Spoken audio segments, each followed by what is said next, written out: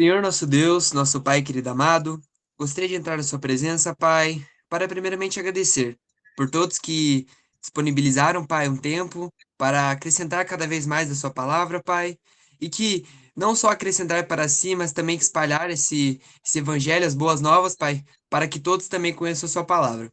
Te agradeço por tudo, Pai. Ajude o Ranieri a conduzir essa aula bem, dê as palavras para ele, Pai, e que possamos sair daqui edificados. Te agradeço por tudo e em seu nome que eu te oro, peço e agradeço, hoje e sempre. Amém. Amém. Amém. Beleza. Nossa conversa hoje vai ser mais bíblica, vai ter mais textos bíblicos do que as versões anteriores, e faço planos de retomar algum pensamento mais técnico no futuro. Mas hoje eu quero me atentar e falar mais sobre os textos bíblicos e usá-los como caminho, como evidência para fortalecer a nossa fé e considerar a pessoa de Jesus Cristo, nosso Senhor. Eu vou compartilhar a minha tela para falar um pouco sobre a divindade de Jesus Cristo. Espera lá. Agora sim.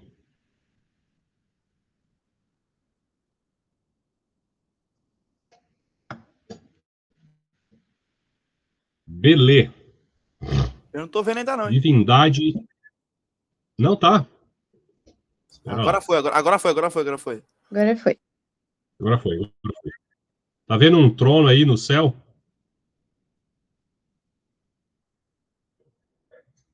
E aí eu não tenho os direitos de imagem dessa imagem aqui, tá cheio de marca d'água aqui da FreePic. Se eu soubesse gerar ela pelo chat GPT, eu teria gerado, mas eu não cheguei nessa expertise ainda não. Quem sabe um dia. Vamos lá. Existe uma afirmação naquele livro do Dan Brown, O Código de Da Vinci. Ele faz aquela afirmação no livro dizendo que Jesus foi visto pelos seus seguidores como um profeta mortal. Não como alguém imortal, mas como um profeta mortal. Sabe quando uma mentira é perigosa?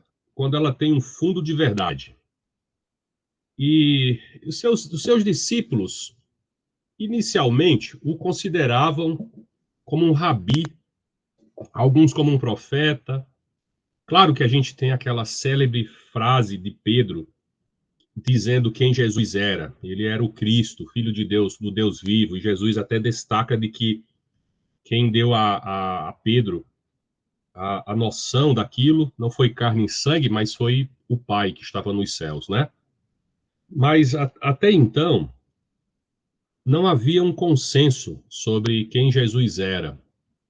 E falando dos seguidores, né? Dos seguidores em geral. Alguns acreditavam que era Elias, outros acreditavam que era um profeta, outros acreditavam que era um mestre, um rabi. Mas quando o Dan Brown escreve nesse livro essa afirmação, que Jesus foi visto pelos seguidores como um profeta, ele quer destacar mais a natureza humana de Jesus do que considerar o que os seguidores acreditaram depois da ressurreição, por exemplo. De alguma forma, tentando fragilizar a fé em Jesus como Senhor, como Deus. E essa é uma frase muito perigosa se colocar em um contexto como esse, né? Não destacando o que os seguidores propriamente acreditaram em Jesus depois da ressurreição. E nesse Código de Da Vinci, na página 233, ele coloca que eles consideravam ele um grande e poderoso homem, mas mesmo assim um homem. Ok, de alguma forma, nós podemos ver, até em outras religiões ou até em círculos sociais, as pessoas considerando Jesus como um grande pensador, ou um grande homem, um homem de uma natureza ética e moral exemplar. Mas daí considerá-los como Deus já é um passo muito grande.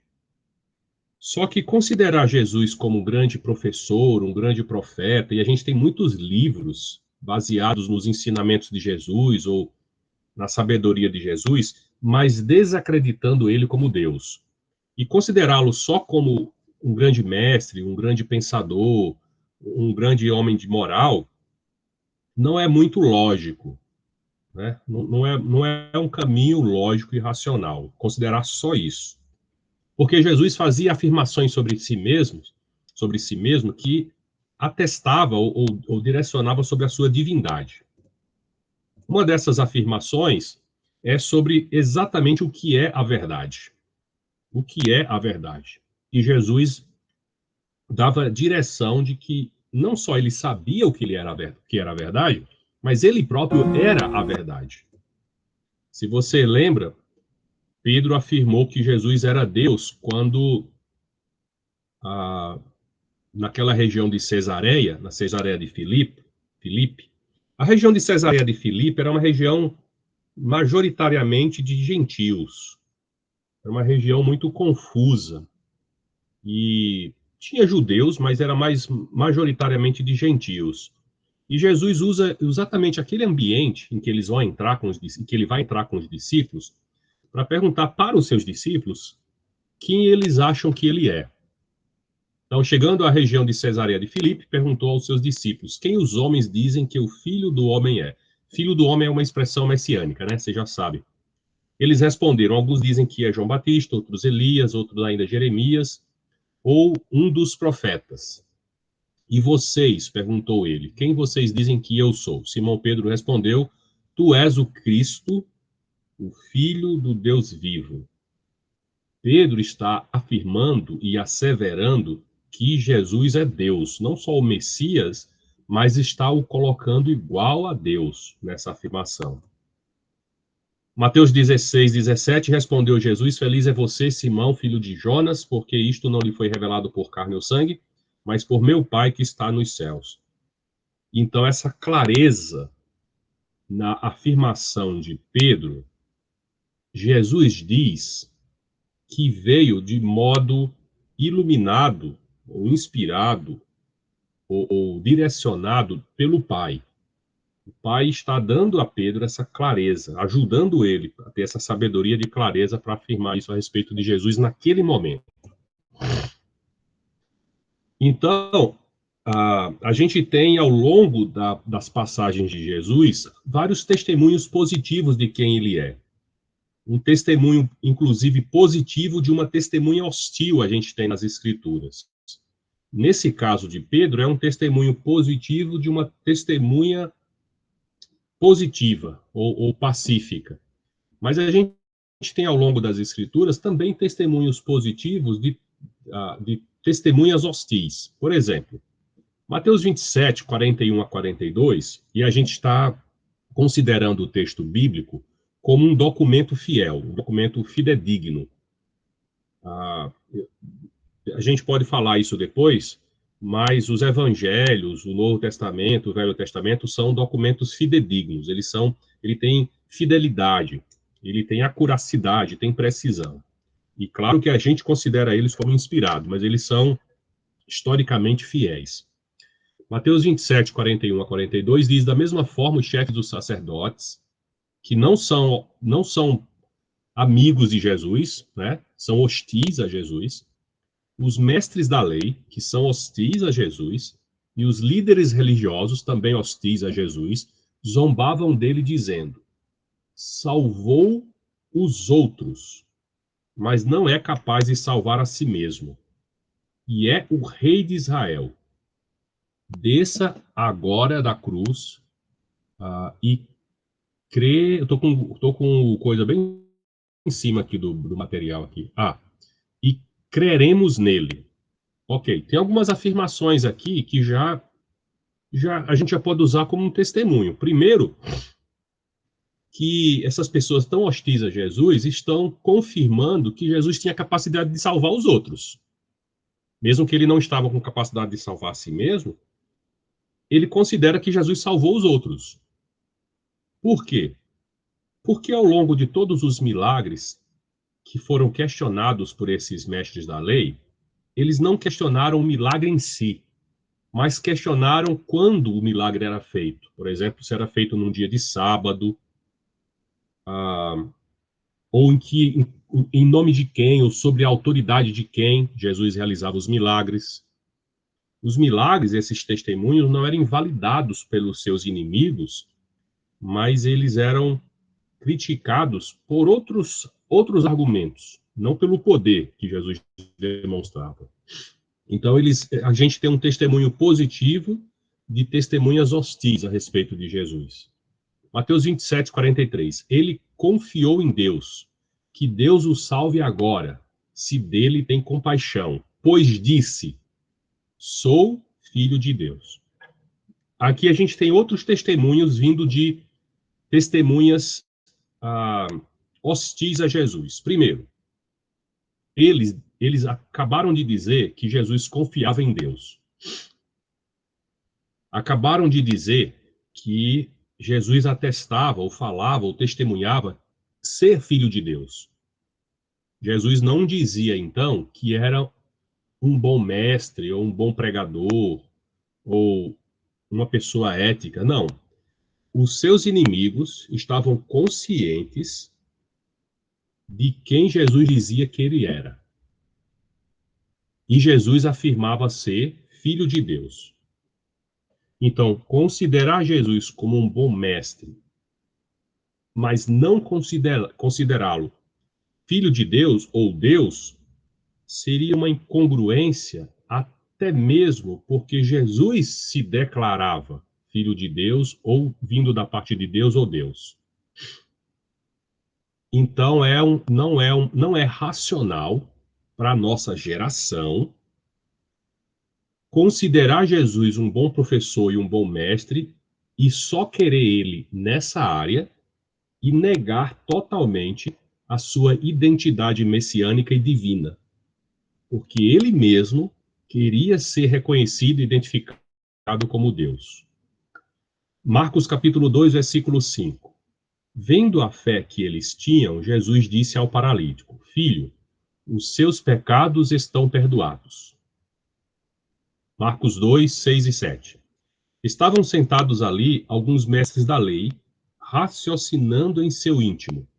Por que esse homem fala assim? Está blasfemando.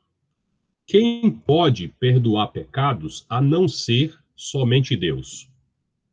Bom, aí é que tá, né?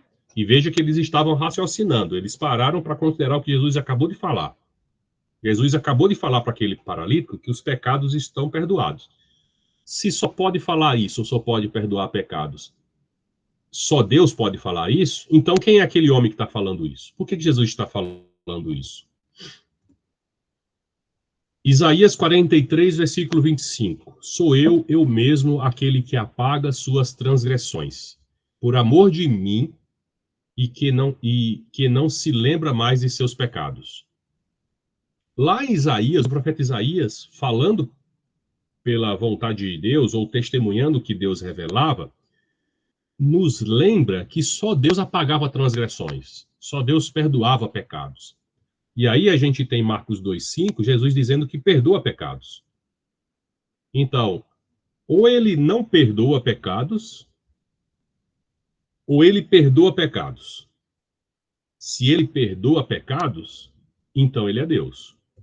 E essas questões geraram toda aquela efervescência com relação aos mestres da lei, inclusive para levar Jesus para julgamento, porque acreditava que Jesus estava blasfemando. Depois o sumo sacerdote levantou-se diante deles e perguntou a Jesus, você não vai responder à acusação que estes lhes fazem? Marcos 14, 60. Marcos 14, 61. Mas Jesus permaneceu em silêncio e nada respondeu. Outra vez o sumo sacerdote lhe perguntou, você é o Cristo, o Filho do Deus bendito?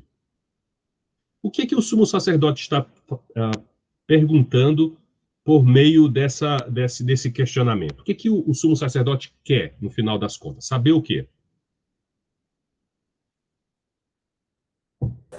Ele queria saber se Jesus estaria pecando, né? Não é isso? Isso. E estaria pecando em quê? De acordo com as regras que eles já tinham, né? que não deveriam mais ser usadas. Perfeito. E o que mais? Eu vou cutucar mais aqui. Veja, ele está dizendo, você é o Cristo, o Filho do Deus bendito? E eu sei que eles estão querendo chegar ao ponto de se Jesus blasfemou, que é o maior dos pecados.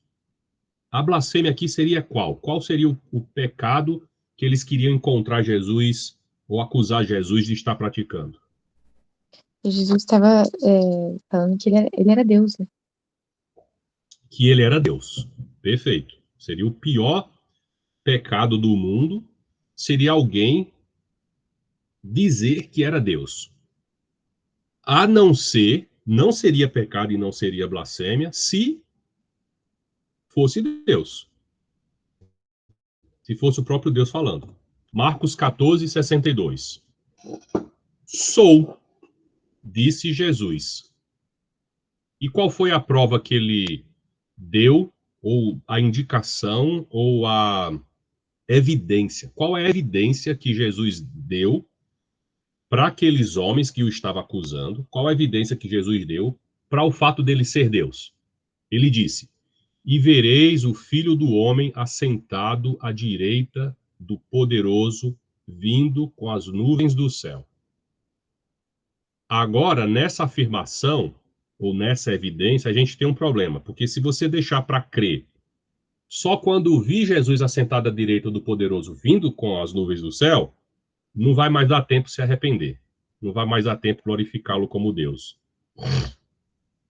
Então, Jesus está dizendo, eu sou Deus, eu sou o Filho do Deus bendito, Cristo o enviado, ele está se associando à pessoa de Deus Pai. Marcos 14, 63 a 64. O sumo sacerdote, rasgando as próprias vestes, perguntou, por que precisamos de mais testemunhas? Vocês ouviram a blasfêmia. Que acham? Todos o julgam digno de morte. O sumo sacerdote entendeu a afirmação de Jesus. Ele entendeu ao ponto de rasgar sua roupa, de demonstrar fisicamente todo o escândalo que aquela frase ou aquela afirmação da parte de Jesus causou para ele. Ele entendeu. Então, Jesus afirmou diante do sumo sacerdote que ele é Deus. E o sumo sacerdote não conseguiu lidar com isso. Né? Não lidou bem com isso. Marcos 14, 64. Todos o julgaram digno de morte. Então, Jesus não se apresentava exclusivamente como um rabi, como um homem bom, como um homem de moral ilibada, como um grande mestre, um grande sábio. Jesus se apresentou desde o começo como Deus. Tê-lo ou admirá-lo como um grande mestre, ou um grande sábio, ou, sei lá, um profeta, e excluir a parte de que ele é Deus, você não está tratando da mensagem como Jesus quer, como Jesus informou ou quer nos informar. Excluir o fato de que ele é Deus, exclui toda a mensagem em si, da parte de Jesus Cristo. Então, Cristo, sim, afirmou ser Deus, ser divino, ser da parte de Deus. João capítulo 5, 15 a 16. O homem foi contar aos judeus que foi Jesus quem o tinha curado. Então os judeus passaram a perseguir Jesus porque ele estava fazendo essas coisas no sábado. Veja, eles não estão questionando se o homem está curado ou não, porque é visível, é uma evidência que não dá para negar. O homem foi curado, houve testemunhas, eles estão testemunhando em loco, são testemunhas oculares do fato. O que eles estão fazendo é tangenciando, é buscar outra coisa para tentar, talvez, lidar com esse escândalo na mente deles. João capítulo 5, 17, disse-lhe Jesus, meu Pai continua trabalhando até hoje e eu também estou trabalhando. Nessa frase, Jesus está se colocando na semelhança do ministério do Pai. Assim como o Pai trabalha, ele também está trabalhando. E ele está colocando de forma análoga ao mesmo serviço divino que Deus Pai tem, ele tem. E ele está fazendo essa afirmação para que as pessoas possam crer nele. João capítulo 5, versículo 18. Por essa razão, esse aqui é versículo 17. Por essa razão, os judeus mais ainda queriam matá-lo, pois não somente estava violando o sábado, mas também estava até mesmo dizendo que Deus era seu próprio Pai, igualando-se a Deus. Veja, os mestres da lei entendiam as afirmações de Jesus, entendiam o que Jesus estava informando, o que Jesus estava comunicando. João 8:58. Respondeu Jesus: Eu lhes afirmo que antes de Abraão nascer, eu sou. Agora, por que Abraão e esse título eu sou estão na mesma frase? Faz o link para mim.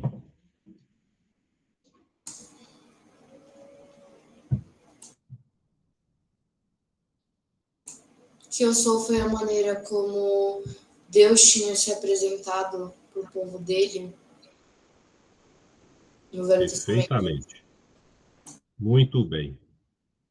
É um título, inclusive em hebraico, que os judeus nem pronunciavam. O tetragrama lá, o Yahweh, o Javé, o Jeová, cada um que pronuncia de um jeito, né?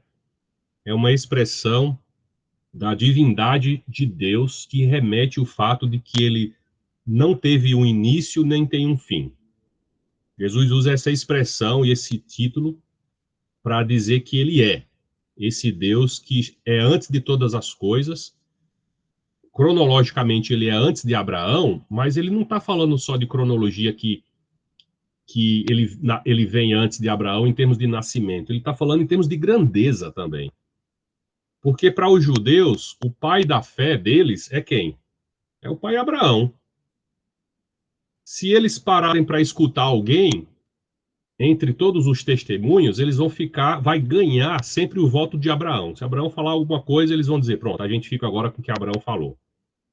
Elias vai falar alguma coisa, Zacarias vai falar alguma coisa, Abraão vai falar. Pronto, Abraão ganhou. Então ele está falando também sobre esse aspecto de grandiosidade, de primazia. Ele tem a primazia antes de Abraão. Ele é maior do que Abraão nesse sentido. Então eles estão entendendo isso. E aí ele é mais claro quando ele fala em João 10, a partir do versículo 30 a 32, diz: Eu e o Pai somos um.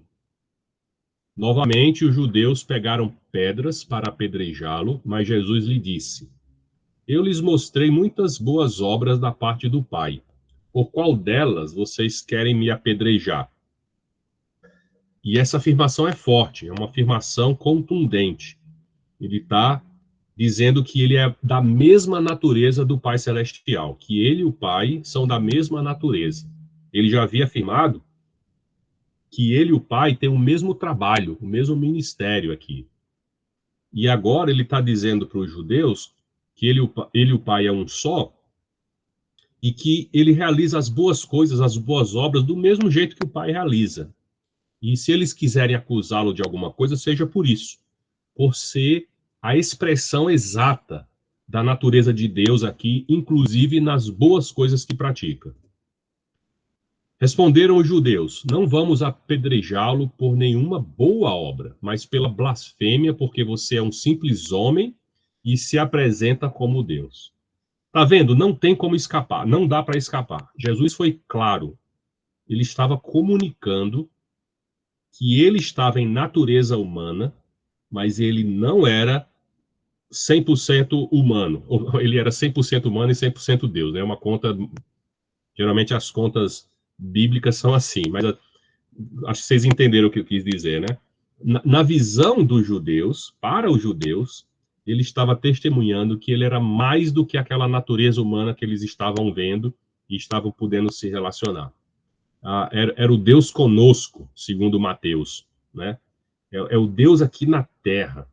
Ele é o verbo, criador de todas as coisas, como João estabelece. Aquele que era antes de todas as coisas, era o verbo, e o verbo é Deus, e o verbo estava com Deus, e ele se fez presente no meio de nós agora. João capítulo 20, versículo 31.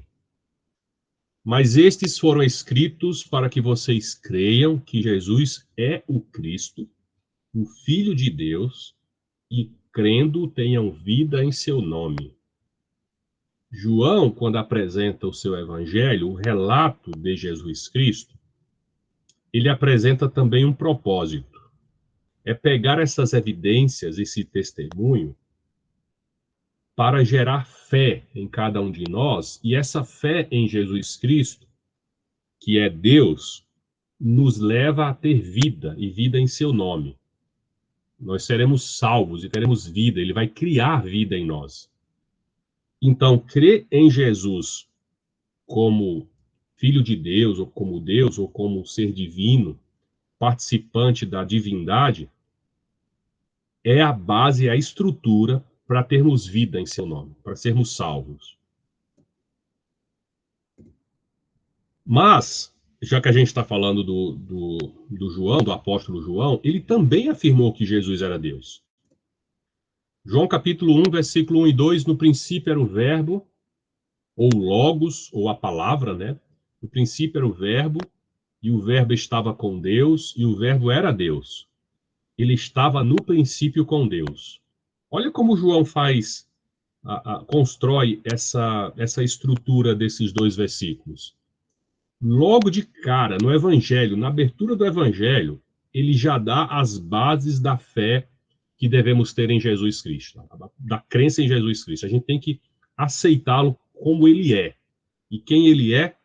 Ele é o verbo que estava com Deus, era Deus do princípio de todas as coisas, ele criou todas as coisas por meio da sua palavra, e este verbo, essa palavra criadora, do qual ele também estava, vem criar em nós a verdadeira vida. Então esse é o poder que João está revelando na pessoa de Jesus, que é Deus, e estabelece toda a narrativa, toda a evidência, toda a história, com esse propósito de trazer fé aos nossos corações para que tenhamos vida. Marta afirmou que Jesus era Deus. João capítulo 11, 25 a 27. Disse-lhe Jesus: Eu sou a ressurreição e a vida. Quem crê em mim, ainda que morra, viverá. E todo que vive e crê em mim não morrerá eternamente. Crês isso? Sim, Senhor, respondeu ela. Eu tenho crido que tu és o Cristo, o Filho de Deus que deveria vir ao mundo. Nós já temos dois personagens ou dois discípulos de Jesus, João, e agora a gente está falando de Marta, que consideravam ou acreditavam em Jesus como Deus. O que já cai por terra aquela afirmação do livro... agora esqueci o título do livro. Código da Vinci? Código da Vinci. Da Vinci Code, estava na minha cabeça, do Dale Brown lá, que afirmou naquele livro que os seus discípulos só consideravam Jesus como humano, que nenhum deles considerava Jesus como Deus, como divino. Bom, a gente já viu em poucas passagens até os inimigos, de alguma forma, se escandalizando com a afirmação de Jesus, e agora Pedro e Marta declarando isso, quem Jesus era. Natanael também, um dos seus discípulos, afirmou que Jesus era Deus. João capítulo 11, 47 a 49. Jesus viu Natanael aproximar-se e disse a seu respeito: Eis um verdadeiro israelita em quem não há dolo. Perguntou-lhe Natanael: De onde me conheces? Respondeu-lhe Jesus: Antes de Filipe te chamar, eu te vi, quando estavas debaixo da figueira. Então exclamou Natanael: Mestre, tu és o Filho de Deus, tu és o Rei de Israel.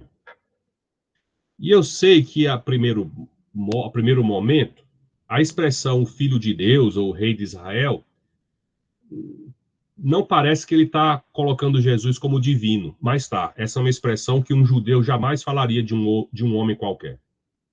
Um judeu nem chamaria um homem qualquer de rabi, a não ser que ele fosse um mestre mesmo. Quanto mais usar um título messiânico como esse, o Filho de Deus, né? Ele poderia ser apedrejado se usasse essa expressão de maneira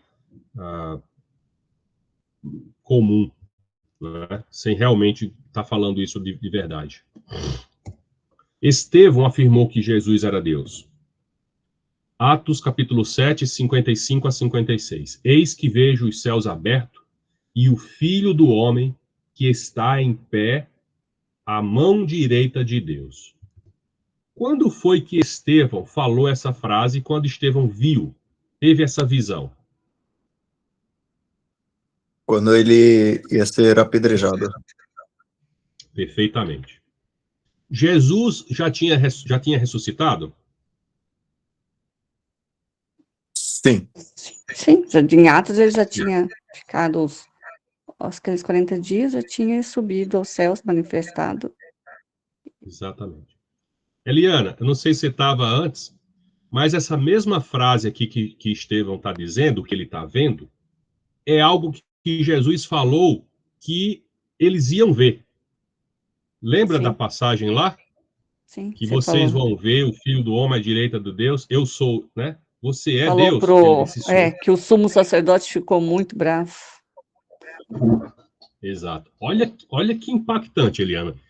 Estevão viu aquilo que Jesus disse que ia acontecer e que provaria que ele é Deus. Vocês vereis que sou filho de Deus. Porque Exatamente.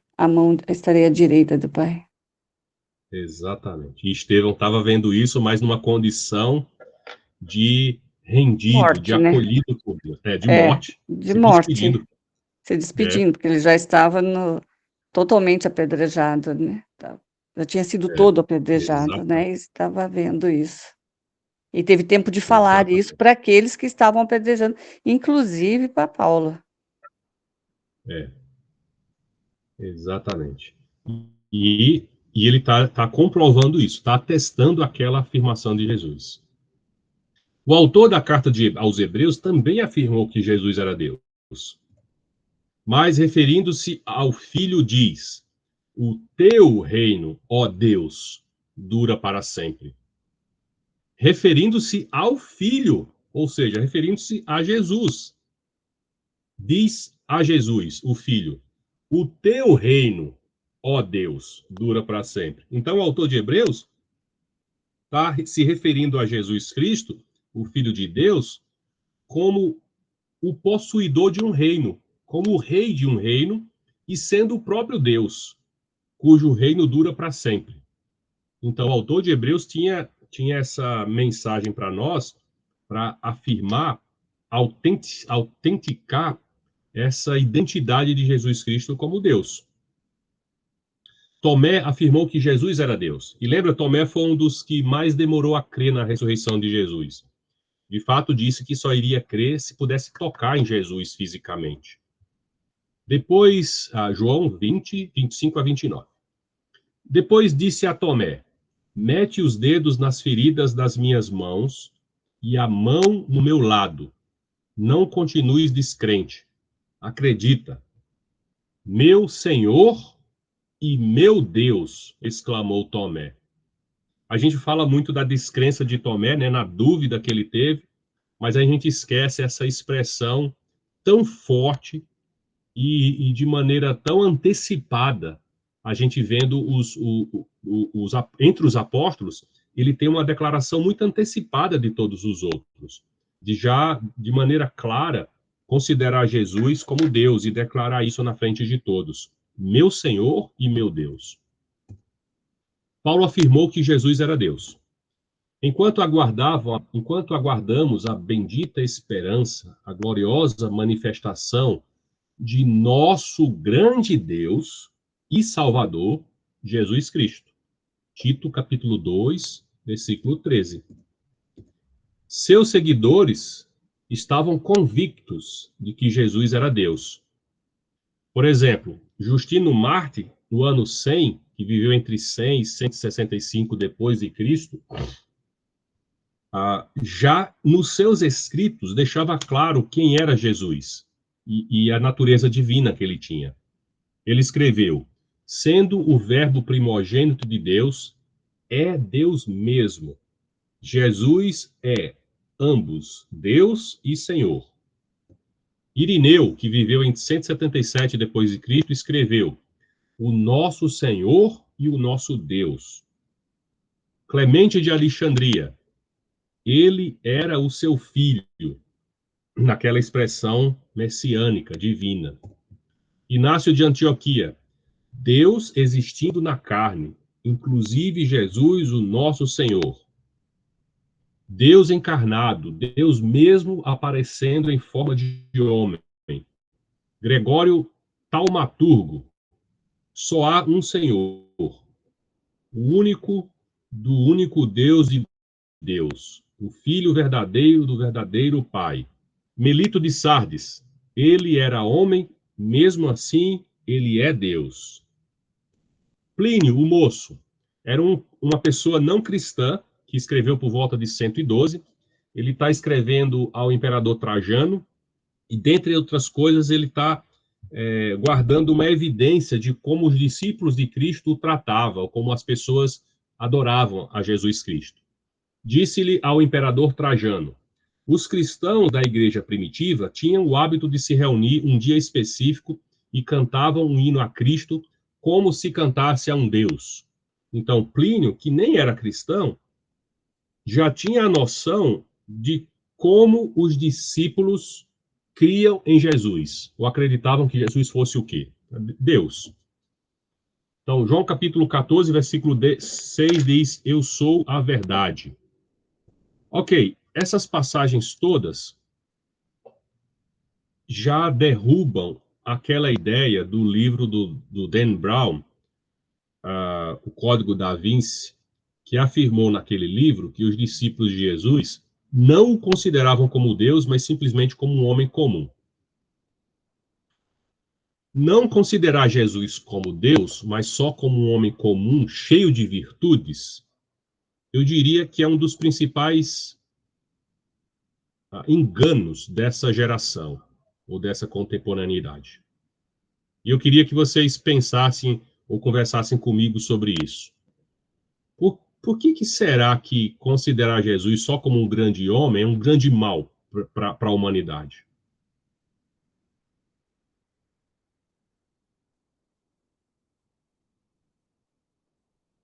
Se Cristo for somente um grande homem, um grande professor, não há salvação. Se ele for somente um grande filósofo, um grande ensinador, os ensinamentos dele têm pouco valor. Porque as palavras de homem são passageiras, as palavras de homem são falhas. Então, se Cristo fosse apenas um homem, existiria a possibilidade dele ser falho. E ele sendo falho, a nossa crença seria em vão. Muito bem. Muito obrigado, Daniel. E aí destrói todos os outros argumentos que nos guiam para a salvação. Muito bem. Davi? Eu acho que é justamente isso, né, trazendo a ideia do Daniel, mas despreza, né, no meu olhar, assim, despreza tudo que aconteceu ali, tudo que ele fez, de certa forma, e tira a ideia que ele era perfeito, né, que ele foi um homem perfeito, um cordeiro, né, o cordeiro perfeito que morreu para tirar nossos pecados. Então, acho que o que Daniel falou foi muito bem dito, porque ia tratar ele somente como um homem. Então, sendo somente um homem, ele estava sujeito a falhas, e sendo um homem, ele ia errar, né, como nós. Só que Jesus era 100% divino, assim como as escrituras, né, são evidentes, que ele não errou, e ele morreu por nós, perfeito, e nos deu a salvação. Muito bem, obrigado. Guilherme? Eu penso que a primeira coisa que eu pensei foi o que o Daniel falou, mas também, se Jesus não é Deus, os seus ensinos não passam de opiniões humanas, totalmente descartáveis, como de qualquer outro. Logo, tudo que ele ensinou, tudo que ele veio nos trazer seria somente mais um ensino, como tantos outros que temos. Muito bem. Eu vou mostrar um desdobramento da ideia de considerar Jesus só como um homem sábio, ou um grande mestre. Onde é que vai desembocar esse tipo de argumento? Vou compartilhar de novo aqui a minha tela. E a pergunta que nós fizemos no começo é o que é a verdade, né? E nós estamos numa era em que a verdade é muito confusa. Existe até uma expressão chamada verdade líquida, ou pós-verdade. A gente está numa época de pós-verdade, que a verdade é quase como se fosse algo inatingível, como se cada um tivesse uma verdade, né? E diante das mídias sociais, das redes sociais, que repercutem tanta fake news, ou tanta opinião como verdade, é até difícil a gente identificar o que é a verdade. Mas a verdade, dentre várias descrições, pode ser dita como aquilo que é fiel ao original. O que é verdadeiro, aquilo que é fiel ao que é original ali, né? Então, se você afirmar alguma coisa e alguém reproduzir a sua afirmação, a reprodução da afirmação é verdadeira se ela for fiel ao original. E pensar na afirmação de Jesus que ele é Deus, ele é verdadeiro se ele for fiel ao original, nesse sentido. Então, vamos considerar a verdade como o que é fiel. Mas o que é a fidelidade? O que é fiel? É o mesmo que igual a alguma coisa, ou se mantém fiel a uma referência, que não se altera, que não tem diferença, que não tem atributos conflitantes. E nesse sentido, aquilo que é o mesmo que ou igual ao original. Essa é a ideia quando Jesus diz também que ele é a verdade, ele está se colocando como igual ao Pai, ou da mesma natureza, ou do mesmo sentido. Existe um escritório na França, Saint-Claude, na França, e esse escritório faz parte de uma organização que mantém os pesos e medidas. Por exemplo, como é que você sabe que 1 quilo é 1 quilo? Como é que você sabe que 1 litro é 1 litro? Bom, esse escritório internacional de pesos e medidas em Saint-Claude, na França, ele mantém os pesos padrões do que seria convencionado como 1 litro ou 1 quilo. Além desse lugar, tem mais 6 outros lugares que fazem isso. Então, a definição de quilo dependia, até alguns anos atrás, desse cilindro metálico aqui, denominado de grande K. Esse cilindro grande K é conservado o seu original desde 1889 naquele Instituto de Pesos e Medidas aqui, ó. Você está vendo que dentro de um vidro que é a vácuo, dentro dele tem outro vidro que dentro dele tem um peso, não sei se consegue ver aqui, mas tem um peso metálico ali no meio. Esse peso metálico era a referência de todos os outros quilos do mundo. Acontece que eles mediram esse peso aí, depois de um tempo, e viram que ele sofreu um pouco de variação. Ele foi variando com o tempo. Foi perdendo material com o tempo. Porque as coisas depreciam, né? É a segunda lei da termodinâmica. Então, esse quilo, que até então era a medida padrão de todos os quilos do mundo, em comparação com os outros que foram guardados, estava milésimos de grama diferente a menos do que os outros. Então, a partir de então, eles estabeleceram que o quilo deveria derivar a partir da constante de Planck. Então, hoje em dia, pelos métodos modernos de precisão, o quilograma deverá constar a partir da constante de Planck. E a medida de temperatura Kelvin, que até então era medida através da água, vai ser definida pela constante de Boltzmann. Mas independente de ter sido medido pela grandeza, pelo grande K, ou o quilograma está sendo medido agora a partir da constante de Planck, ou o Kelvin está sendo medido a partir da constante de Boltzmann, ou que era feito através da água, o que eu quero dizer é que uma coisa era comparada à outra para se saber se era verdadeira ou fiel à original. Então, 1 quilo de água, ou 1 litro de água era igual a 1 quilo. E isso deveria ser o padrão em todas as situações. Então, se você pegasse 1 litro de água, você saberia se era verdadeiro, se quando fosse pesar só a água, desse 1 quilo. Então, nesse quesito, era essa comparação que atestava ser fiel, original ao verdadeiro. João 14, versículo 6, Jesus disse, eu sou o caminho e a verdade e a vida. E Jesus é fiel a quem? Ele é conforme qual original? Eu sou fiel a que original, Jesus está dizendo. Ele está se colocando como fiel e igual a Deus nesse sentido. Eu sou o mesmo que ou igual a quem? Ele está se colocando como igual a Deus. Não se turbe o coração de vocês. Creia em Deus. Creia também em mim. Olha, crer em Deus é o mesmo que crer nele, e crer nele também é crer em Deus. Por quê? Porque ele está se colocando como igual. Ele é fiel ao Pai. Ele é da mesma natureza. Ele e o Pai mantêm a mesma identidade divina nesse sentido. São um só. Se vocês realmente me conhecessem, então conheceriam também meu Pai. Olha só a referência que Jesus está dando sobre fidelidade, sobre verdade, sobre ser igual a. Isso ele falou em João 14, versículo 7. De agora em diante vocês o conhecem, pois já o viram. Quando eles já o viram? Quando viram Jesus. Ver Jesus é ver o Pai.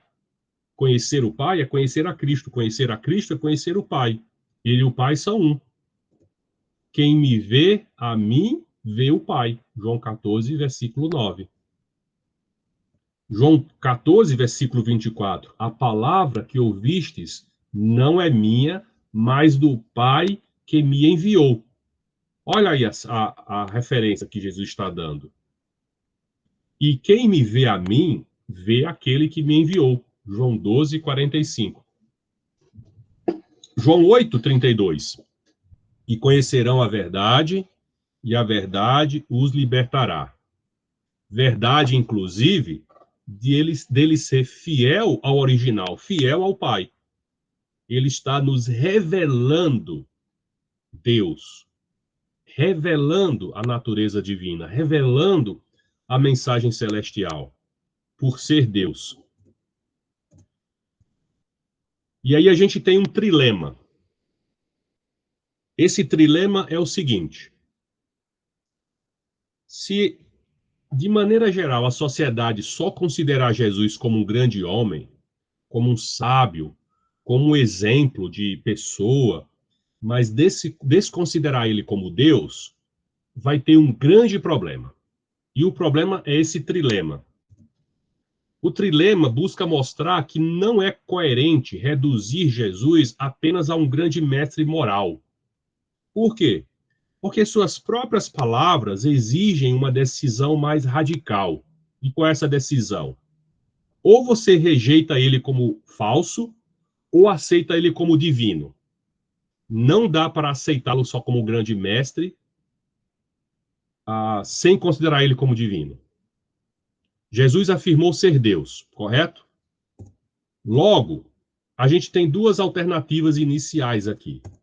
A primeira alternativa é: se Jesus afirmou ser Deus, as afirmações dele poderiam ser falsas. Ou as afirmações dele eram verdadeiras. Não saiu o verdadeiro aqui, né? No slide.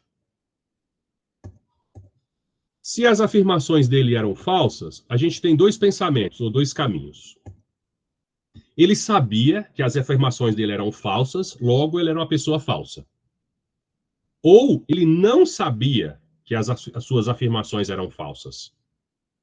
Porque se ele estava afirmando que era Deus, ou ele estava mentindo, nesse caso aqui, ou ele estava enganado das suas afirmações. Se ele sabia que as suas afirmações eram falsas, então ele estava fazendo uma distorção deliberada. Nem um grande homem ele poderia ser considerado, nem um grande sábio ele poderia ser considerado, porque ele seria considerado um mentiroso. Ele está deliberadamente mentindo. Logo, ele seria acusado de hipocrisia, ou até visto como um demônio mentindo sobre Deus.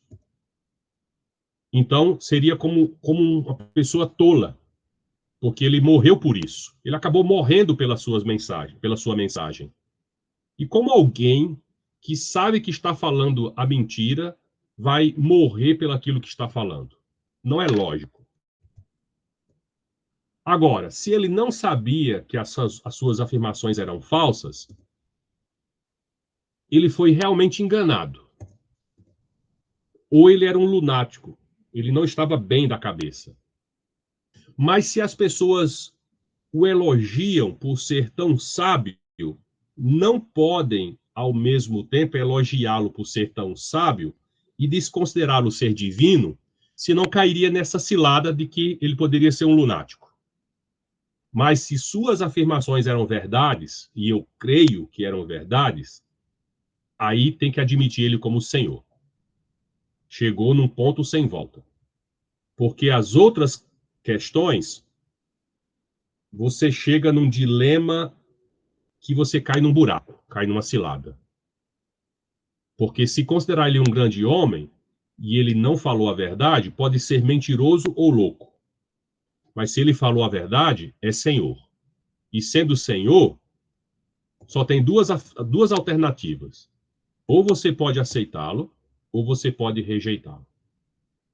Então, não tem como ficar em cima do muro. No final das contas, só vai ter dois caminhos. Você deliberadamente rejeitar a Cristo, ou de maneira consciente, devotar a sua vida a Ele como sendo o seu Senhor e aceitando Ele como Deus. Josh McDowell escreveu: você não pode pô-lo em uma estante como um grande mestre da moralidade ou um profeta, porque essa não é uma opção válida. Ele não pode ser colocado numa estante de um grande mestre ou de um grande profeta, porque ele não se coloca só como isso. Ou ele é um mentiroso, ou ele é um lunático, ou ele é o Senhor e Deus. E no final, essa humanidade, essa geração, vai precisar tomar uma escolha. E tudo que a pessoa inventa para fugir dessa decisão, na verdade, já é uma decisão tomada de rejeitar Jesus. É como se dourasse a pílula, considerando ele como um grande homem, mas está fugindo da decisão de se render a ele. E a gente tem alguns fatos para a gente pensar. Mas deixa eu só dar uma pausa aqui no compartilhamento.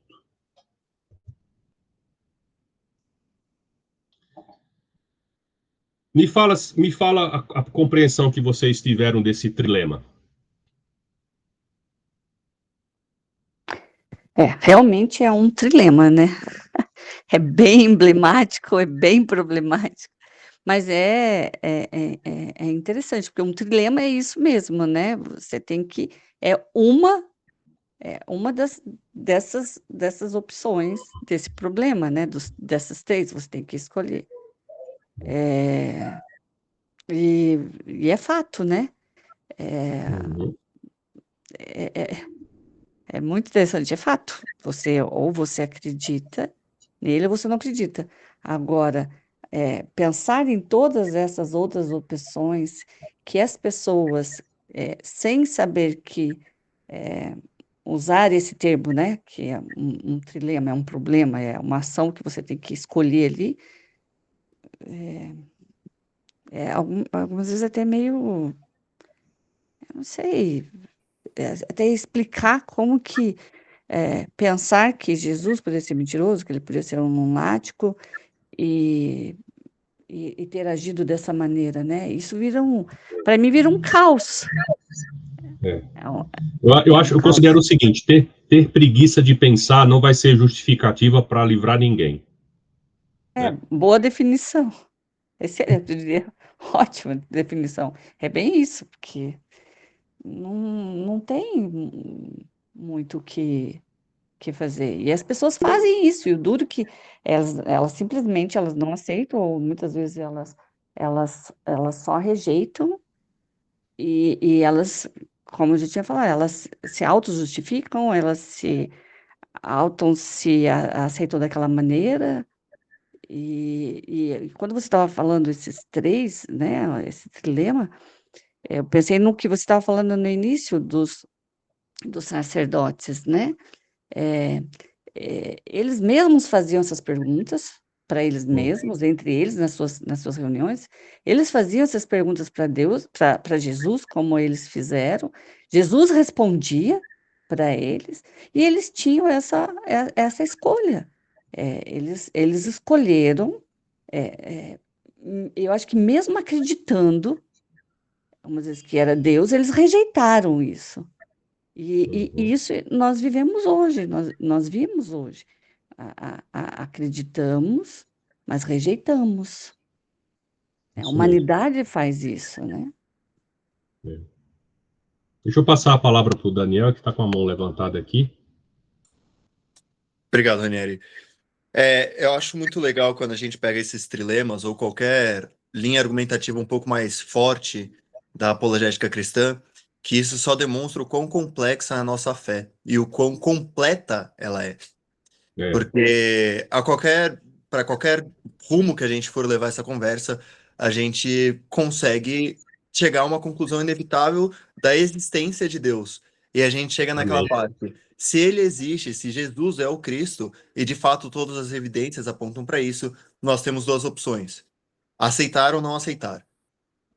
E se aceitamos que ele é Deus, aceitamos suas palavras e chegamos à inevitável conclusão: devemos amá-lo como ele nos ama. E eu enxergo isso como uma grande forma de conforto. Porque é inevitável não amar um Deus que escolhe me amar, mesmo eu não merecendo.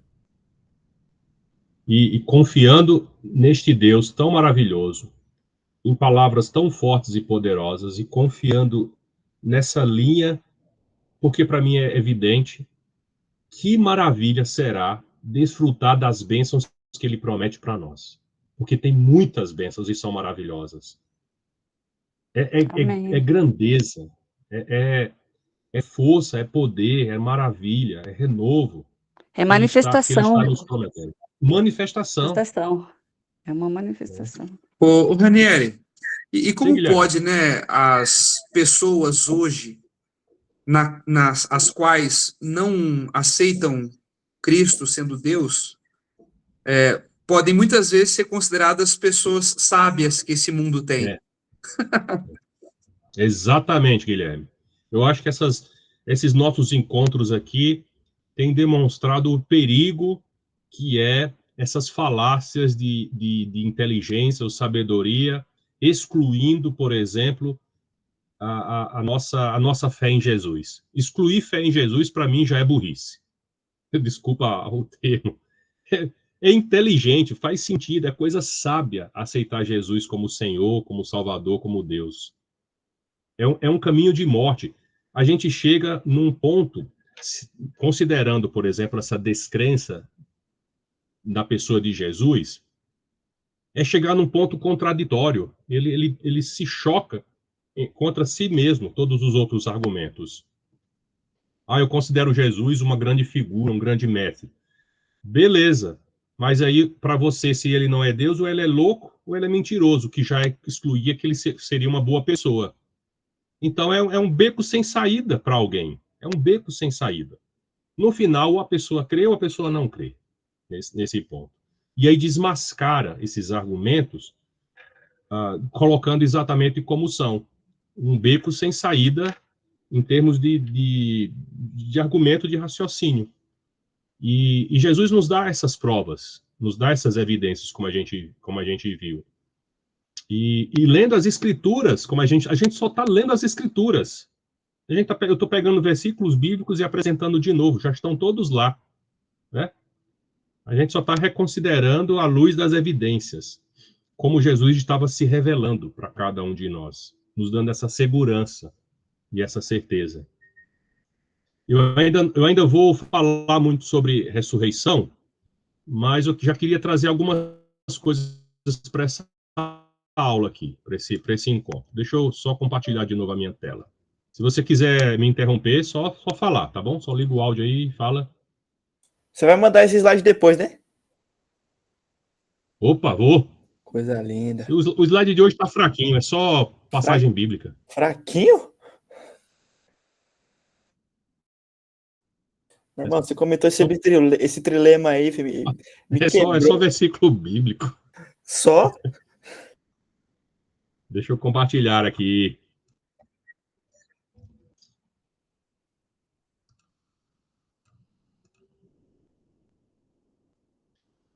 Estão conseguindo ver o slide? Não. Tem um delayzinho pra gente, já aparece já. Dá um ok aí. Ai, agora foi. Tá indo, no caso.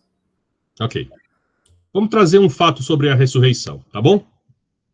Paulo falou em 1 Coríntios 15, 13 a 17. Se não há ressurreição de mortos, também Cristo não ressuscitou. E se Cristo não ressuscitou, logo é vã a nossa pregação e também é vã a nossa fé. Então, a nossa fé também se baseia no fato de que Jesus ressuscitou e que existe ressurreição dos mortos. Também no fato de que ele é Deus. Mas aqui a gente está tratando sobre ressurreição. E assim, somos também considerados como falsas testemunhas de Deus, pois testificamos de Deus que ressuscitou a Cristo, ao qual, porém, não ressuscitou, se na verdade os mortos não ressuscitam. Então, Paulo está inviabilizando, inclusive, o seu testemunho que viu Jesus ressurreto. Ele está dizendo, se vocês dizem que não há ressurreição, eu sou um mentiroso, porque eu vi, eu testemunhei que Jesus ressuscitou dos mortos. Porque se os mortos não ressuscitam, também Cristo não ressuscitou. E se Cristo não ressuscitou, é vã a nossa fé e ainda permaneceis nos vossos pecados. E aí chega o problema. Se não acreditar que Jesus ressuscitou, também não tem como ter perdão dos pecados. Se não tem perdão dos pecados, toda a geração, toda a humanidade está sem futuro, está perdida, não tem salvação, não tem vida, acabou-se. Não é? Então, considerar a ressurreição também é considerar a mensagem da salvação.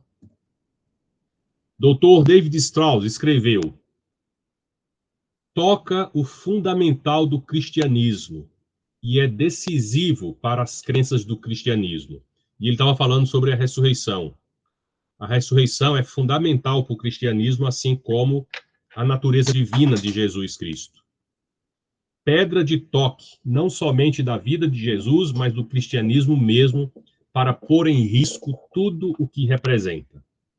E aí, se a gente entende que é fundamental para a fé reconhecer Jesus como Deus e reconhecer a ressurreição dele dos mortos, quais dois fundamentos o inimigo mais vai combater ou atacar? Essas duas coisas.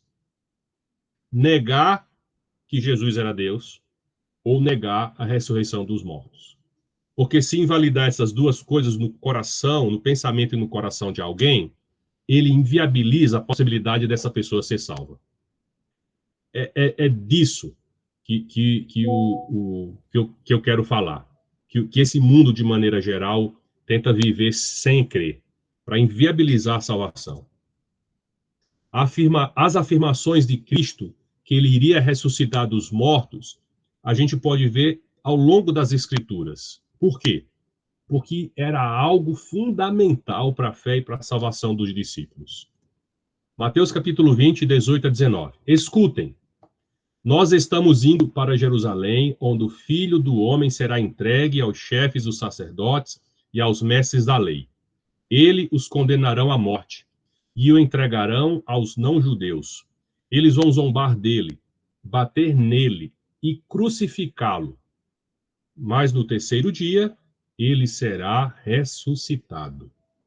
Olha como foi importante, olha como é importante esse ensino, é a base da nossa fé. Marcos capítulo 8, versículo 31, e começou a ensinar-lhes que importava que o Filho do Homem padecesse muito, que fosse rejeitado pelos anciãos e pelos príncipes, dos sacerdotes e pelos escribas, e que fosse morto, mas depois de 3 dias ressuscitaria. Marcos 9:31, o Filho do Homem está para ser entregue nas mãos dos homens, eles os matarão, e 3 dias depois ele ressuscitará. Olha como é importante esse ensino. Olha a quantidade de vezes que Jesus alerta e lembra eles sobre o seu ministério, sobre o que ele vai realizar. João capítulo 2, 19 a 21. Jesus respondeu: derrubem este templo e eu o construirei de novo em 3 dias. E eles disseram: a construção deste templo levou 46 anos e você diz que vai construí-lo de novo em 3 dias? Porém, o templo do qual Jesus estava falando era o seu próprio corpo. E esse entendimento João só teve depois. Juntou as ideias, ligou os pontos. Quais as profecias cumpridas por Jesus? São inúmeras. E esta é uma das outras evidências. Gálatas capítulo 4, versículo 4 diz: mas vindo a plenitude dos tempos, Deus enviou seu Filho, nascido de mulher, nascido sobre a lei. Ele precisava nascer como ser humano. E precisava vir de uma mulher. Lucas 24, 44. E disse-lhes: foi isso que eu lhes falei enquanto ainda estava com vocês. Era necessário que se cumprisse tudo o que a meu respeito está escrito na lei de Moisés, nos profetas e nos salmos. Essa maneira tríplice de citar Moisés, profetas e salmos é uma maneira contracta, resumida, de falar sobre todo o Velho Testamento. Ele está falando da Tanakh aqui, do Torá, do Nevim e Ketuvim, da lei, né, da lei, ou Moisés, dos profetas e dos salmos. Ele está dizendo que todo o Velho Testamento apontava para ele e tinha profecias no Velho Testamento inteiro que ele precisava cumprir cada uma delas. Atos 17, 2 e 3. Conforme o seu costume, Paulo foi lá e nos 3 sábados seguintes falou sobre as escrituras sagradas com as pessoas que estavam ali na sinagoga. Paulo lhes explicava e provava que o Messias precisava sofrer e que depois de morrer tinha de ressuscitar. E dizia: este Jesus que eu estou anunciando a vocês é o Messias. Argumento lógico. Está convencendo eles por meio das palavras e por meio do raciocínio para que eles possam ter fé no coração deles. Jesus cumpriu 333 profecias, mais ou menos, dependendo como você organiza cada uma delas. Cada pesquisador, cada professor, cada estudioso das Escrituras vai ter um número diferente, mas é a maneira como se organiza elas. 500 anos antes de Cristo, já havia profecia sobre o seu nascimento. 500 anos antes. 250 anos antes, a Septuaginta, é uma versão em grego do Velho Testamento, já constava essas profecias ali que apontavam para o Messias e que eles tinham conhecimento de cada uma delas. Uma dessas profecias é que Jesus precisava vir da semente de uma mulher, o que é uma construção linguística, narrativa muito incomum. Por quê? Porque todos os outros nascidos na história provinham de uma semente de um homem. Logicamente, é o homem que produz a semente, né? A semente, em grego, é sêmen. Sêmen quer dizer semente. Quem dá a semente é o homem. Como é que alguém poderia nascer sem vir de uma semente de um homem, mas vir de uma semente de uma mulher? Como alguém viria ao mundo sem ser por um homem, mas ser só filho de uma mãe? Bom, essa era a profecia. Gênesis 9, 10 esclarece ainda mais pistas sobre isso. Ele dá o endereço para a chegada desse homem, desse menino. E o endereço começa lá atrás, dizendo que Noé teve 3 filhos, Sem, Cã e Jafé. Sem, Cã e Jafé deram origem a todas as nações do mundo. O mundo pode ser descrito por meio dessas 3 linhagens. Os povos semitas, camitas e jafetitas.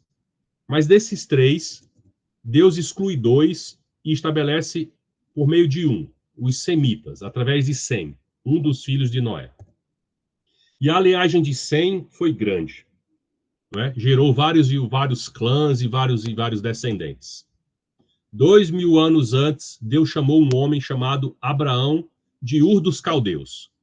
E ele é um semita. De Ur dos Caldeus, Deus chama Abraão. De Abraão provém um descendente. Por meio desse descendente de Abraão, porque Abraão, na verdade, teve 8 filhos.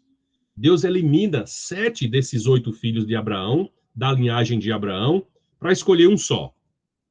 O filho que Abraão teve, daqueles 2 que a gente mais conhece, Ismael e Isaac, Deus escolhe o segundo filho, Isaac, para ser esse antecessor primogenitor do Messias. Lembra? Semente de uma mulher. Linhagem de Sem, descendente de Abraão, linhagem de Isaac. Isaac teve filhos gêmeos, Esaú e Jacó. Jacó e Esaú. Desses 2, Deus escolhe um, Jacó. É pela linhagem de Jacó, não é pela linhagem de Esaú. E está afunilando a profecia. Jacó teve 12 filhos, de cujos descendentes surgiram 12 tribos numéricas. De 12 tribos e 12 descendentes que se espalharam pelaquela região, se exclui 11. Fica Judá. É de Judá que vem o Messias. Deus eliminou todas as linhagens de família, exceto uma. Jessé teve 8 filhos. Deus eliminou 7/8 da linhagem de Jessé para escolher o filho dele, Davi, que é descendente de Abraão, ou descendente de Sem, descendente de Abraão, descendente de Isaac, descendente de Jacó. E a gente está afunilando. E agora é a casa de Davi que a gente está falando. Da casa de Davi, Davi gerou Jessé, Obed, Boaz casou com Ruth, e assim vai. Salmo 22. Deixe-me ler um pouco de Salmo 22 para você. Escrito 1015 anos antes de Cristo. 1015 anos antes de Cristo. Salmos 22.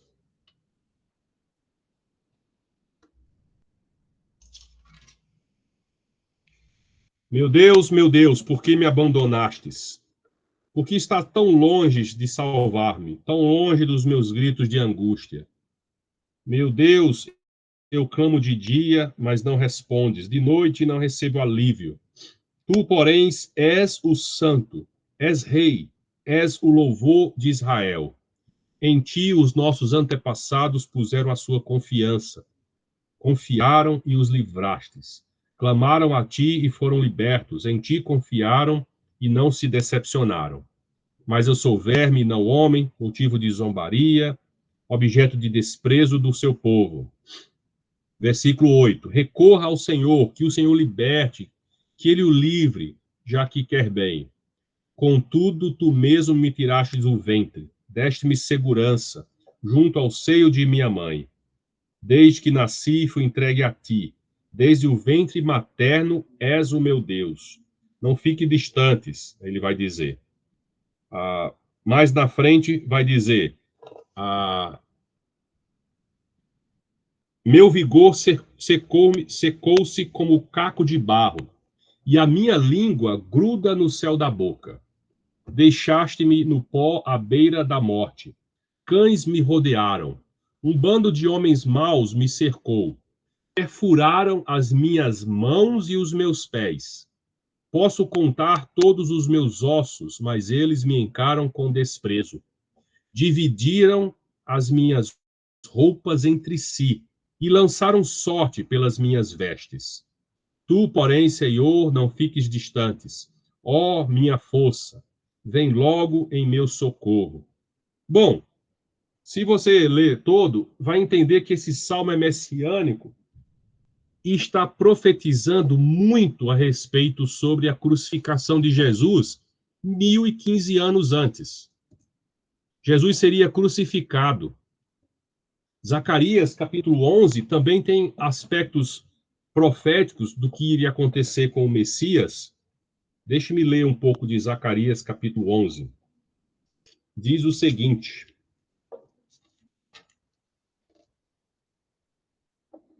ai do pastor... desculpa aqui, deixa eu ver aqui.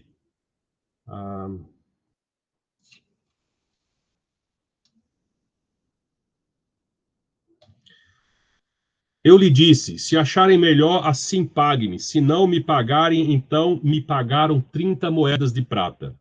E o Senhor me disse, lance isto ao oleiro, o ótimo preço pelo qual me avaliaram.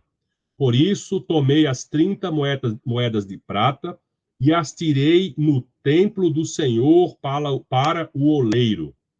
Enfim, Zacarias capítulo 11 é a profecia que mostra pelo que o Senhor ia ser traído. Quantas moedas, que tipo de moedas, o que seria usado com as moedas, como é que elas iam ser devolvidas, o que é que eles iam fazer depois quando as moedas fossem devolvidas. Mesma coisa, Salmo 41. Naquela época já está dizendo que o Senhor ia ser traído. Não só traído, ele ia ser traído por um dos seus amigos mais chegados. A profecia também revela que ele seria traído ou vendido por 30 moedas.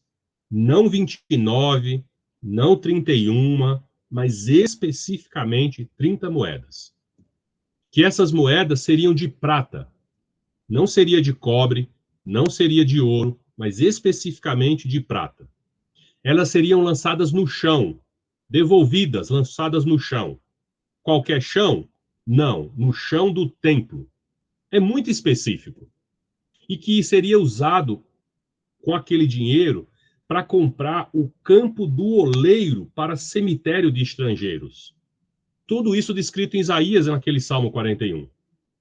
Jesus de Nazaré, Miqueias capítulo 5, versículo 2 diz, Deus eliminou todas as cidades do mundo, exceto uma que é de ti, Belém, de Judá. Malaquias capítulo 3, 1, fala que o templo ficaria em pé, mas ele foi destruído em 70 depois de Cristo, não é? Inclusive, ele fala que nada ficaria de pé depois disso. A possibilidade que só 8 das profecias sejam cumpridas em uma só pessoa é uma estatística absurda. É muito, vamos dizer, impossível. Na matemática ou na estatística, quando chega num número que eu vou mostrar, é um número considerado impossível. É o 10 elevado à 17ª potência. Essa probabilidade de uma pessoa cumprir 8 dessas profecias é 10 elevado a 17. É impossível. É o 10 que vem precedido de 17 zeros. É isso aqui, ó. É um 10 mais 17 zeros. Eu nem sei pronunciar isso em milhões, trilhões, bilhões, quatrilhões. Mas alguém fez uma comparação para poder demonstrar essa estatística para a gente. E a comparação que esse pesquisador fez de maneira estatística foi o seguinte: a probabilidade de alguém cumprir 8 profecias seria de 10 elevado a 17. Seria a mesma coisa de pegar um dólar americano, um dólar de prata desse americano, e cobrir o estado do Texas todinho com moedas do dólar americano. Mas cobrir ele até uma altura de 61 centímetros. Então, pensa o estado do Texas coberto com dólares de prata empilhados até a altura de 61 centímetros. Então, você venda alguém, coloca venda nos olhos de alguém, pega uma moeda dessa e faz um X nela e joga em qualquer lugar. E ela vai e acerta e descobre onde está essa moeda marcada com X. Essa é a mesma probabilidade. A mesma probabilidade de que uma pessoa possa cumprir. Então, 8 profecias seria a de achar uma moeda marcada no meio dessa pilha de moedas que cobre o estado do Texas na altura de 61 centímetros. E de cumprir 48. Bom, cumprir 48 profecias é 10 elevado a 157. Quanto tempo levaria para contar uma linha de elétrons de 1 polegada, de 2,5 centímetros? Se a gente contar 250 elétrons por minuto, levaria 19 milhões de anos. Gênio da matemática, vocês aí que são. Se leva 2 milhões de anos para contar uma linha de elétrons de 1 polegada de 2,5 centímetros, quanto tempo levaria para contar 1 polegada cúbica de elétrons? Essa era a probabilidade de alguém cumprir 48 profecias, só que ao invés de colocar moedas, seria colocar elétrons. E a pessoa acharia esse elétron marcado no meio daquilo tudo. Essa é a ideia. No final das contas, olha o que Ezequiel 36, 26 diz. Eu lhes darei um coração novo e porei em vocês um espírito novo. A mensagem de Deus para nós é para nos transformar em pessoas novas, renovadas. Para a gente escapar da destruição, fruto do pecado, fruto dos nossos atos de rebeldia contra Deus, e ter uma vida com Ele nova e renovada. A proposta de Deus e da sua mensagem, crendo em Jesus Cristo como Deus, crendo que Jesus Cristo venceu a morte e o pecado ressuscitando. A proposta e a mensagem do Senhor é nos dar um coração novo e um espírito renovado e nos fazer novas criaturas. E Satanás não quer deixar que as pessoas vivenciem essa realidade renovada. Ele quer que essa humanidade continue escravos dele e do pecado. 2 Coríntios 5:17, assim que, se alguém está em Cristo, nova criatura é. As coisas velhas já passaram, eis que tudo se fez novo.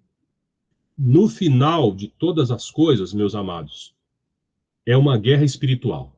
Nossa luta não é contra carne nem sangue, mas contra os principados e potestades deste mundo tenebroso. No final, é isso.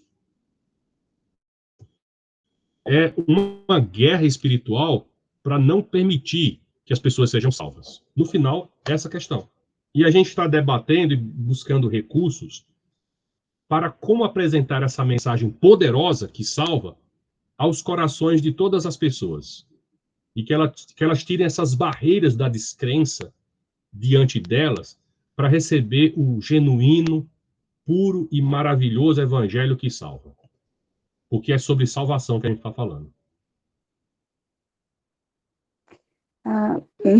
Ranieri, eu não levantei a mão aqui, mas você falou, né, que a nossa guerra é espiritual e é bíblico, né? E você citou a passagem. E será que não nos falta falar mais sobre esse sobrenatural, falar mais sobre essa guerra espiritual? O que eu percebo como cristã, né, como membro, é que nós falamos pouco sobre isso, nós ensinamos pouco sobre isso.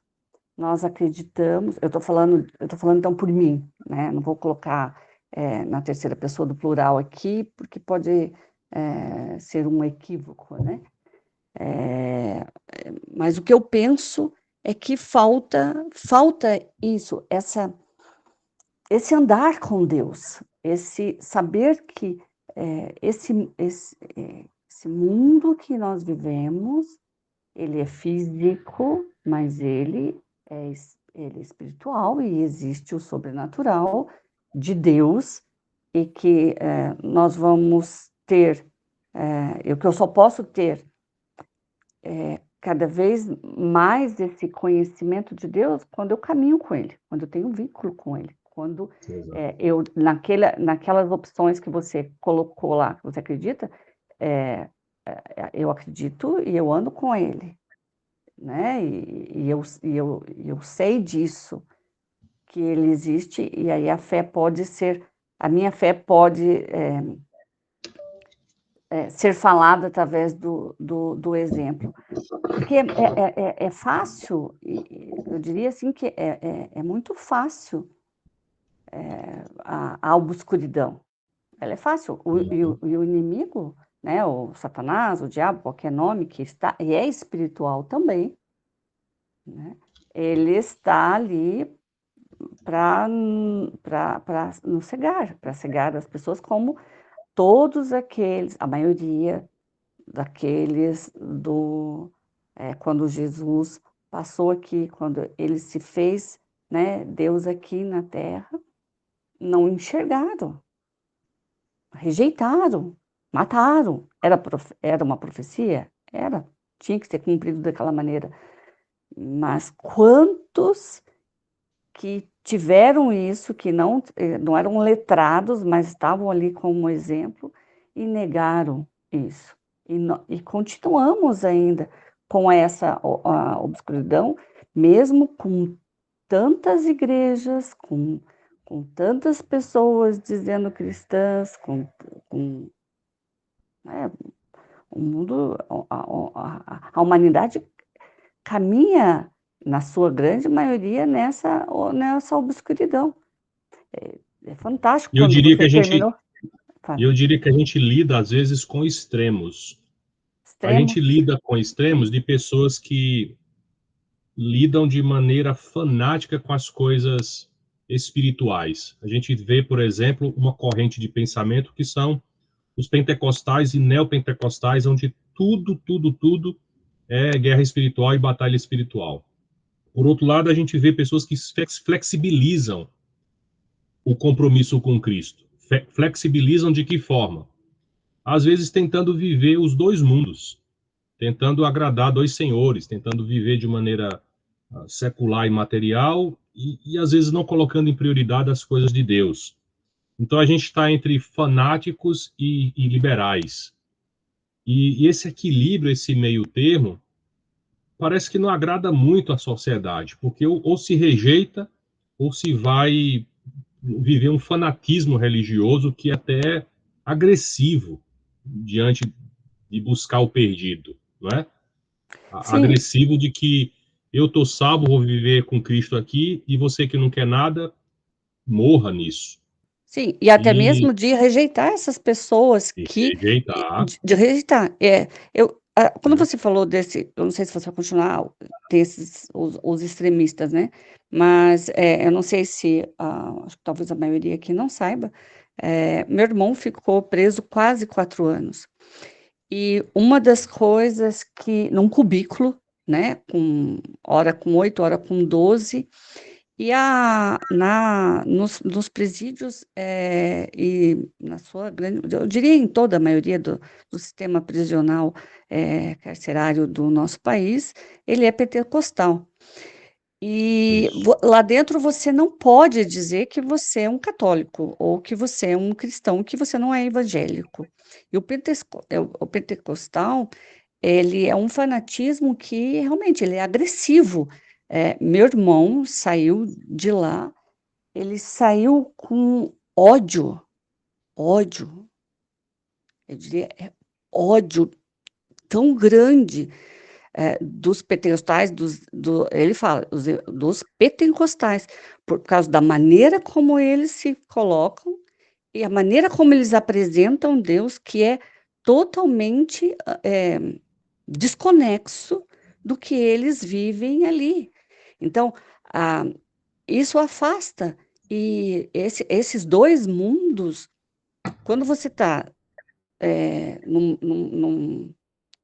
como ele, que estava ali 24 horas lidando com pentecostais, e que quando teve uma outra linha, que é um católico, que foi fazer uma missa, mesmo atrás das grades, eles zombavam. Eles zombavam e não deixavam se aproximar aqueles que queriam ou tinham uma fé daquele sistema, né? Daquele tipo de fé que professava. Uhum. Então, isso eu vejo algumas vezes como perturbador. Como você falou, tem o liberalismo e tem o fanatismo. E estamos no meio disso. A sociedade não quer. Com tudo isso, a gente tem que fazer o quê? Fazer o quê? Ele que odeia o pentecostal, eu que tenho parentes que são pentecostais e que eu sou vista como a escória, que Deus não está comigo, e muitas vezes nessa trajetória eu me vi, Deus não me ama, Deus não fala comigo, Deus não fala, não, né? Eu não posso conversar com Deus, eu não posso ser eu, porque eu não sou como eles. Então, essa guerra entre o liberalismo e o fanatismo me fez, num período da minha vida, mesmo acreditando em Deus, tendo fé nele, achando que eu não era um nada. Deixa eu perguntar para o pessoal como é que eles estão lidando com isso ou como poderiam pensar de maneira prática o que a gente falou hoje. Daniel Meadows levantou a mão. Eu acho que quando nós falamos sobre o crescente denominacionalismo que tem no mundo, nossa maior preocupação não deve ser com as denominações que surgem ou com as vertentes de pensamento que surgem, porque sempre existiram. Desde o Novo Testamento, desde quando as cartas eram escritas, já existiam. Uhum. Nós temos os gnósticos, por exemplo, os judaizantes, que eram um grande problema para os cristãos ali do primeiro século. E, enfim, poderíamos fazer um estudo sobre o período patrístico, ali o primeiro, segundo, terceiro século, e veríamos que havia muitos problemas, alguns até mesmo negando a divindade de Cristo. Isso. Mas uma coisa que se manteve constante durante todo este tempo e que nós devemos levar em nossas vidas, devemos pregar o evangelho. Porque enquanto essas pessoas estão deturpando o evangelho, nós vamos com o evangelho em mãos e ensinamos o que é correto. Se nós nos preocuparmos em bater de frente com aqueles que estão pregando o falso evangelho, vamos perder tempo e vamos perder almas. Uhum. Devemos, Bom antes de ponto. tudo, nos preocupar com a nossa grande missão, que é pregar o evangelho. Muito bom ponto. Como vocês veem essas evidências ou esses argumentos que foram apresentados hoje nessa tarefa de pregar o evangelho? De que maneira ajuda ou não, né, pensar nesses pontos que a gente falou hoje na aula? Daniele, Sim, é o Wilson aqui de Interlagos. É que tá aparecendo a foto da minha esposa aí, Elaine. eu vi aqui Elaine França, digo, uai, mas tu tá com uma voz diferente. Tudo bom, meu amado? Bem, graças a Deus.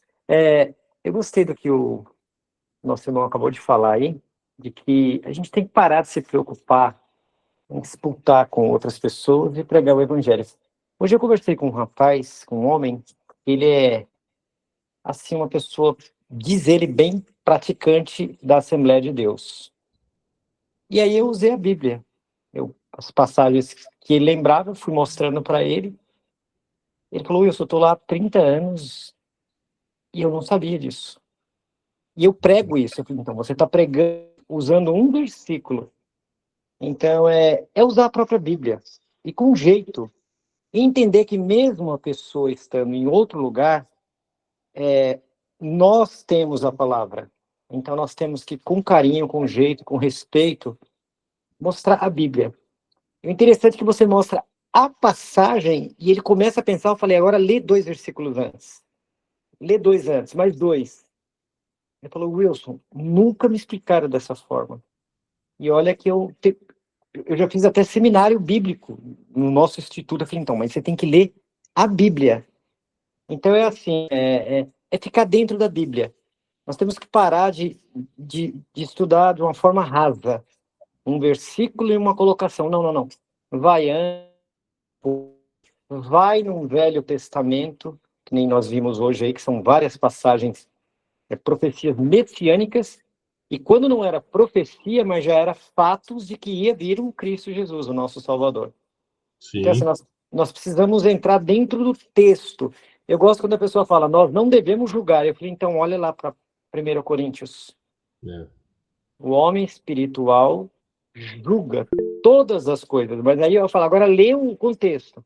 Conferindo as coisas espirituais com as espirituais. Era isso.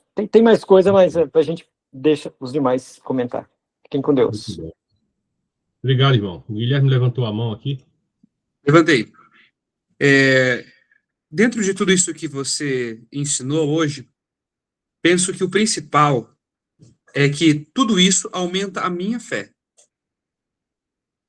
Porque, como eu disse, na maioria das vezes, as pessoas que são mais sábias são colocadas como aquelas que não creem na divindade de Cristo. E isso, muitas vezes, nesse mundo onde vivemos, pode ser que corrompa a nossa fé, ou que coloque em dúvida pontos que para nós eram pilares essenciais da nossa vida. Então, olhar para essas coisas que você ensinou, as chances em tantos milhões aí de acontecer e ver que Jesus veio e cumpriu e de fato é tudo isso, é o suficiente para aumentar ainda mais a minha fé, para me dar ainda mais disposição de continuar crendo e de continuar falando para as pessoas sobre esse Jesus, sobre quem ele é, sobre o que ele fez e sobre o que ele pode fazer na vida de cada um.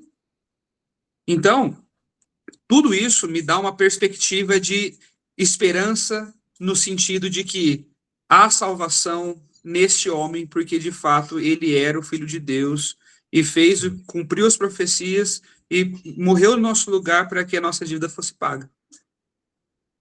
Isso mesmo. Muito bem. Eu acho que é isso. A gente falou, acho que nas aulas anteriores, que uma boa evidência é a nossa vida transformada e alcançada pelo Senhor. E a evidência que o Evangelho é eficaz é o fato da minha transformação de vida estar de acordo com as Escrituras e que isso testemunha a respeito da salvação para as pessoas, inclusive.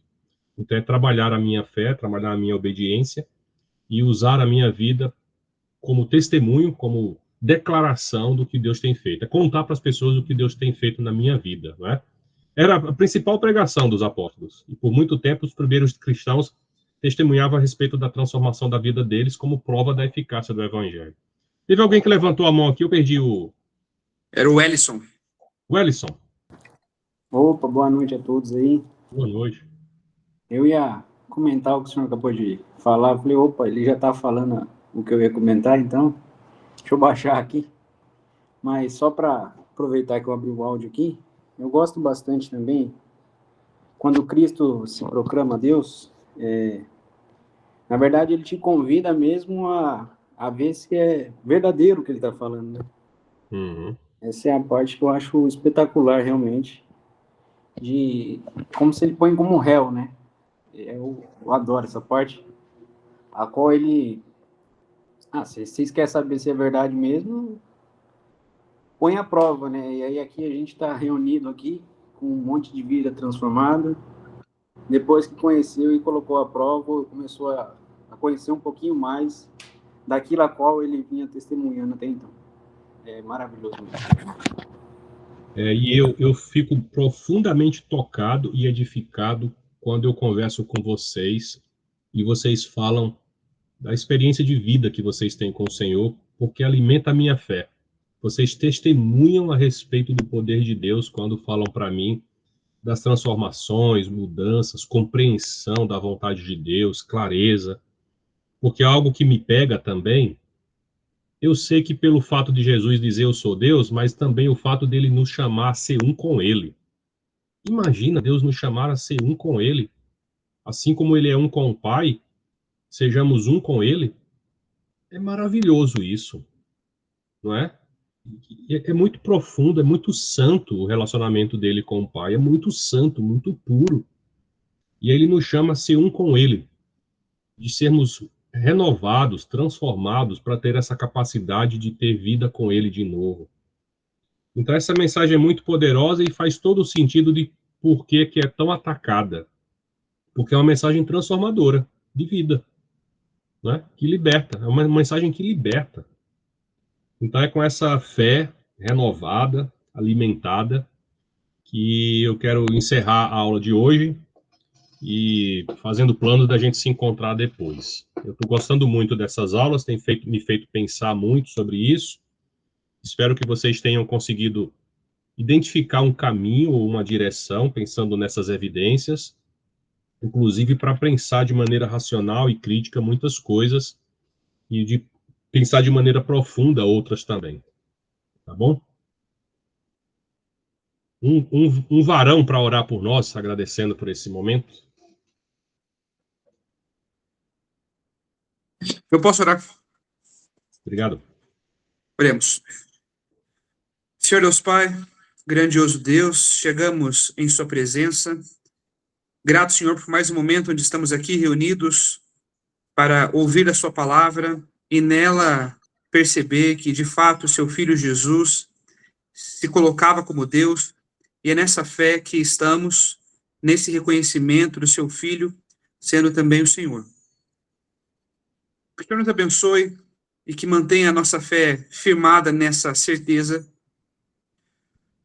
para que possamos defender a sua palavra e mostrar também quem seu Filho Jesus é para todas as pessoas. Nos abençoe, Pai.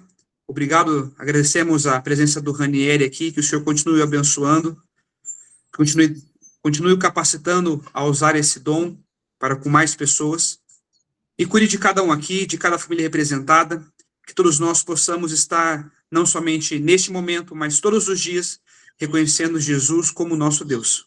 Amém. Cuide de nós, em nome do Filho Jesus que pedimos, agradecemos por tudo. Amém. Amém. Amém. Pessoal,